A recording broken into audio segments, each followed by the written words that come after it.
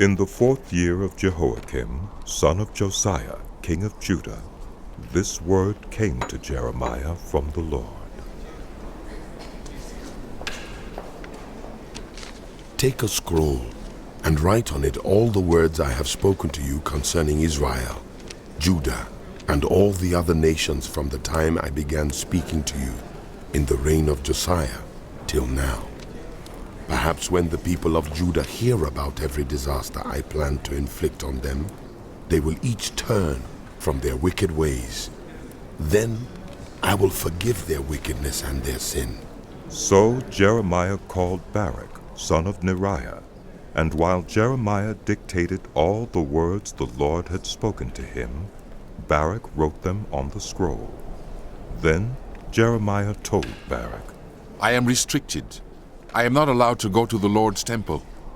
So you go to the house of the Lord on a day of fasting, and read to the people from the scroll the words of the Lord that you wrote as I dictated. Read them to all the people of Judah who come in from their towns. Perhaps they will bring their petition before the Lord, and will all turn from their wicked ways, for the anger and wrath pronounced against this people by the Lord are great. Baruch, son of Neriah, did everything Jeremiah the prophet told him to do. At the Lord's temple he read the words of the Lord from the scroll. In the 9th month of the 5th year of Jehoiakim, son of Josiah, king of Judah, a time of fasting before the Lord was proclaimed for all the people in Jerusalem and those who had come from the towns of Judah. From the room of Gemariah, son of Shaphan, the secretary, which was in the upper courtyard at the entrance of the new gate of the temple, Baruch read to all the people at the Lord's temple the words of Jeremiah from the scroll. When Micaiah, son of Gemariah, the son of Shaphan, heard all the words of the Lord from the scroll, he went down to the secretary's room in the royal palace, where all the officials were sitting. Elishama, the secretary, Delaiah, son of Shemaiah, Elnathan, son of Akbor, Gemariah, son of Shaphan, Zedekiah, son of Hananiah, and all the other officials. After Micaiah told them everything he had heard Baruch read to the people from the scroll, all the officials sent Jehudi, son of Nethaniah, the son of Shelemiah, the son of Cushai, to say to Baruch, Bring the scroll from which you have read to the people and come. So Baruch, son of Neriah, went to them with the scroll in his hand. They said to him, Sit down, please, and read it to us. So Baruch read it to them. When they heard all these words, they looked at each other in fear and said to Baruch, We must report all these words to the king. Then they asked Baruch, Tell us, how did you come to write all this? Did Jeremiah dictate it?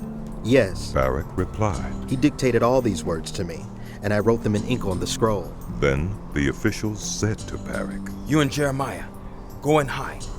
Don't let anyone know where you are. After they put the scroll in the room of Elishama, the secretary, they went to the king in the courtyard and reported everything to him. The king sent Jehudi to get the scroll, and Jehudi brought it from the room of Elishama, the secretary, and read it to the king and all the officials standing beside him. It was the 9th month, and the king was sitting in the winter apartment with a fire burning in the firepot in front of him. Whenever Jehudi had read 3 or 4 columns of the scroll, the king cut them off with a scribe's knife and threw them into the firepot until the entire scroll was burned in the fire. The king and all his attendants who heard all these words showed no fear, nor did they tear their clothes. Even though Elnathan, Delaiah, and Gemariah urged the king not to burn the scroll, he would not listen to them. Instead, the king commanded Jeremiel, a son of the king, Seraiah, son of Azriel, and Shelemiah, son of Abdiel, to arrest Baruch the scribe and Jeremiah the prophet. But the Lord had hidden them. After the king burned the scroll containing the words that Baruch had written at Jeremiah's dictation, the word of the Lord came to Jeremiah. Take another scroll and write on it all the words that were on the first scroll, which Jehoiakim, king of Judah, burned up. Also tell Jehoiakim, king of Judah, this is what the Lord says. You burned that scroll and said, Why did you write on it that the king of Babylon would certainly come and destroy this land, and wipe from it both people and animals? Therefore, this is what the Lord says about Jehoiakim, king of Judah. He will have no one to sit on the throne of David. His body will be thrown out and exposed to the heat by day and the frost by night. I will punish him and his children and his attendants for their wickedness. I will bring on them and those living in Jerusalem and the people of Judah every disaster I pronounced against them, because they have not listened. So Jeremiah took another scroll and gave it to the scribe Baruch, son of Neriah. And as Jeremiah dictated, Baruch wrote on it all the words of the scroll that Jehoiakim, king of Judah, had burned in the fire. And many similar words were added to them. Zedekiah, son of Josiah, was made king of Judah by Nebuchadnezzar, king of Babylon. He reigned in place of Jehoiakim, son of Jehoiakim. Neither he nor his attendants nor the people of the land paid any attention to the words the Lord had spoken through Jeremiah the prophet. King Zedekiah, however, sent Jehucal, son of Shelemiah, with the priest Zephaniah, son of Maaseiah, to Jeremiah the prophet with this message. Please pray to the Lord our God for us. Now Jeremiah was free to come and go among the people, for he had not yet been put in prison. Pharaoh's army had marched out of Egypt, and when the Babylonians, who were besieging Jerusalem, heard the report about them, they withdrew from Jerusalem. Then the word of the Lord came to Jeremiah the prophet. This is what the Lord, the God of Israel, says. Tell the king of Judah, who sent you to inquire of me, Pharaoh's army, which has marched out to support you, will go back to its own land, to Egypt. Then the Babylonians will return and attack this city. They will capture it and burn it down. This is what the Lord says. Do not deceive yourselves, thinking the Babylonians will surely leave us. They will not. Even if you were to defeat the entire Babylonian army that is attacking you, and only wounded men were left in their tents, they would come out and burn this city down. After the Babylonian army had withdrawn from Jerusalem because of Pharaoh's army, Jeremiah started to leave the city to go to the territory of Benjamin to get his share of the property among the people there.